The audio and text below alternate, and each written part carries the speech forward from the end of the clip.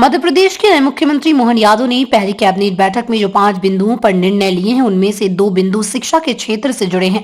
ग्वालियर में जीवाजी यूनिवर्सिटी के vice chancellor doctor Avinash Tiwari ने मुख्यमंत्री द्वारा लिए गए इन निर्णयों का स्वागत करते हुए कहा कि जो 2 निर्णय लिए गए, पहला डिजी लॉकर और दूसरा college of excellence. DigiLocker छात्रों से संबंधित है, इसमें छात्र छात्राओं को बहुत सी सुविधाएं मिलने वाली हैं, जिससे स्टूडेंट्स की भागदौड़ और परेशानियों से मुक्ति मिलेगी। और दूसरा कॉलेज ऑफ एक्सीलेंस है, जो कि एकेडमिक एथेटिक्स को अपग्रेड करेगी। और मुख्यमंत्री ने पहली ही कैबिनेट की बैठक में जो 2 बिंदुओं को उठाया है वो सराहनीय है। जेयू के कुलपति डॉक्टर अविनाश तिवारी ने चर्चा करते हुए कहा कि मुख्यमंत्री मोहन जी जब उच्च शिक्षा मंत्री थे उस समय वो मध्य प्रदेश में राष्ट्रीय शिक्षा नीति लाए। उन्होंने मेडिकल और इंजीनियरिंग की पढ़ाई हिंदी में लाने की सोची थी। कुलपति ने डिजी लॉकर पर चर्चा करते हुए कहा कि डिजी एक पोर्टल है जिसमें निर्देश दिए गए कि आप विद्यार्थियों की डिग्री को पोर्टल पर अपलोड करें, जिससे उन छात्रों को लॉगिन करने के लिए यूजर आईडी दिया जाएगा। डिजी लॉकर के इस पोर्टल से आप किसी की भी मार्कशीट दिखा सकते हैं जो पूरी तरह से मान्य रहेगी। जो मुख्यमंत्री ने कैबिनेट की बैठक में जो 2 निर्णय लिए हैं, क्या कुछ निर्णय हैं सर, और शिक्षा जगत में क्या कुछ नए परिणाम आगे देखने को मिलेंगे सर? हमारे माननीय और यशस्वी मुख्यमंत्री महोदय जी ने जो पहली कैबिनेट में निर्णय लिए उसमें से 2 शिक्षा जगत से संबंधित है। पहला डिजी लॉकर से संबंधित, दूसरा college of excellence. DigiLocker छात्रों से संबंधित है, इसमें छात्रों को बहुत सी सुविधाएं मिलेंगी और बहुत से अनावश्यक दौड़ धूप से उनको मुक्ति मिलेगी। और दूसरा कॉलेज ऑफ एक्सीलेंस है जो कि एकेडमिक स्टेटस को अपग्रेड करेगा।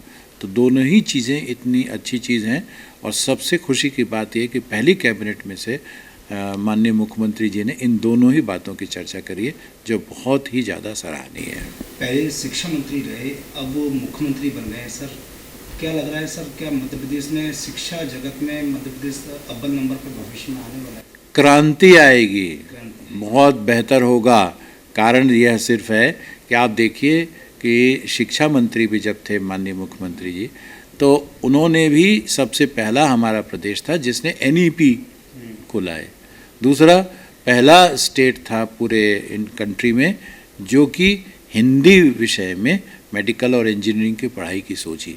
तो आप सोचिए जो व्यक्ति जब शिक्षा मंत्री था कितने अंदर से इसको देख रहा है, और जब वो मुख्यमंत्री हो गए तो निश्चित रूप से शिक्षा जगत को बहुत ज़्यादा लाभ मिलेगा इससे। एनईपी सर क्या है सर?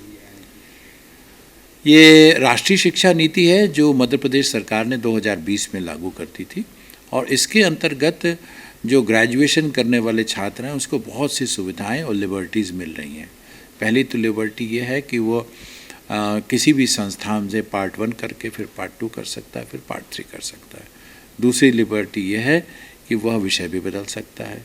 तीसरी लिबर्टी ये है कि पार्ट 1 करने के बाद वह चाहे तो 1 साल, 2 साल, 3 साल का ब्रेक ले सकता है यदि उसको किसी प्रकार की कोई परेशानी आ रही है। चौथी लिबर्टी यह भी है कि वह चाहे तो विषय भी बदल सकता है।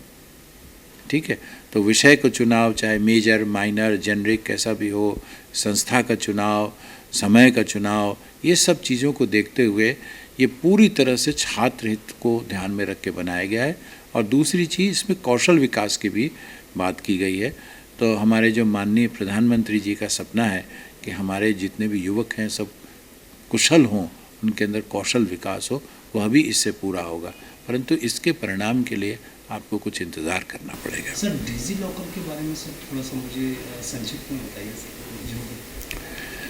डिजी लॉकर एक गवर्नमेंट पोर्टल है शासन का, जिसमें कि विश्वविद्यालय के जितने भी लोग हैं सबको कहा गया है कि छात्रों की डिग्री को आप डिजी लॉकर में अपलोड करिए। वो एक पोर्टल है।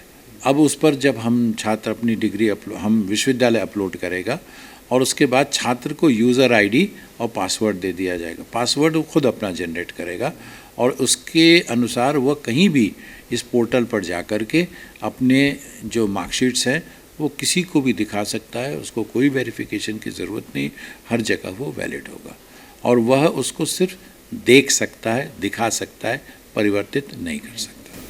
सर एक और क्वेश्चन करना चाहूँगा, नैक की टीम आई थी सर आपकी यूनिवर्सिटी में, किस तरीके का सर्च मतलब उनने जो जीवाजी यूनिवर्सिटी में किस तरीके की जांचें की और उसके आधार पर क्या ग्रेड मिला है सर?